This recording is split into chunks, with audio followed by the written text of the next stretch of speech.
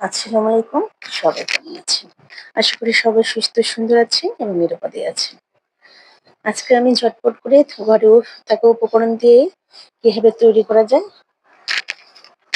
বিরিয়ানি আমি সেটা তৈরি করব। এখানে আপনারা চিকেন কিংবা বিফ যেকোনো একটা নিতে পারেন। আজকে আমি বিফ দিয়ে তৈরি করব।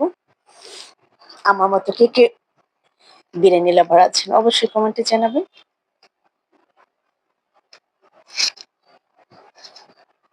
বিরিয়ানি তৈরি করতে আহামরি কিছুই লাগে না।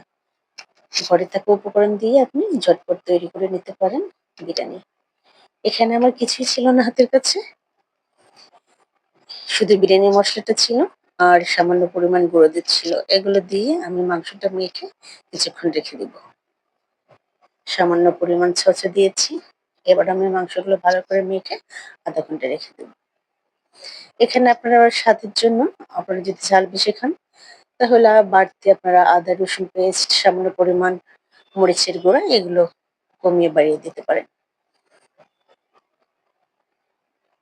আমি একটু ঝালটা বেশি খাই এজন্য একটু সামান্য পরিমাণ সবকিছু একটু দিয়ে এটা আমি ভালো করে মেখে রাখবো।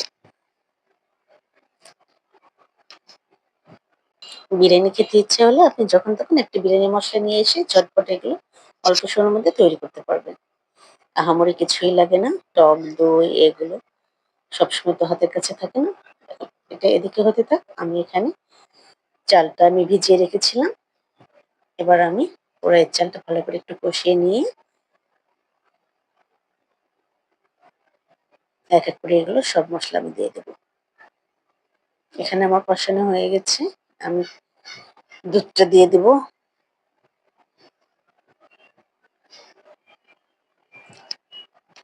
আমার পানিটা একদম কমে আসছে। আমি এক এক করে এবার সব দিয়ে দেবো।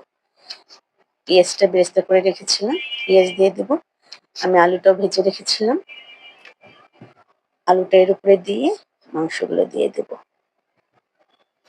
এত অল্প সময়ের মধ্যে যদি আজকের বিরিয়ানিটা আপনাদের এতটুকু ভালো লেগে থাকে, তাহলে অবশ্যই একটা লাইক দিয়ে দিবেন আর অবশ্যই কমেন্টে জানাবেন।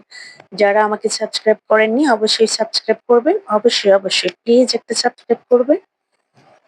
আর অবশ্যই একটা লাইক দিবেন। আর অবশ্যই আমাকে কমেন্টে জানাবেন যে এত অল্প সময়ের মধ্যে কিভাবে ঝটপট করে বিরিয়ানি তৈরি করা যায়।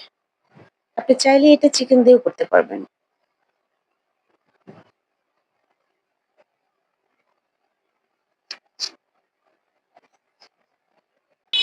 দেখলেন তো অল্প সময়ের মধ্যে কিভাবে আমার বিরিয়ানি বানানো হয়ে গেল। আপনারাও চাইলে এভাবে ঘরে তৈরি করতে পারবেন। হঠাৎ মন চাইলো, ব্যাস বানিয়ে নিলাম। একটা বিরিয়ানির প্যাকেট কিনে নিয়ে এসে ব্যাস তৈরি করলাম। সামান্য পরিমাণ গুঁড়া দুধ দিয়েছি, হয়ে গেল।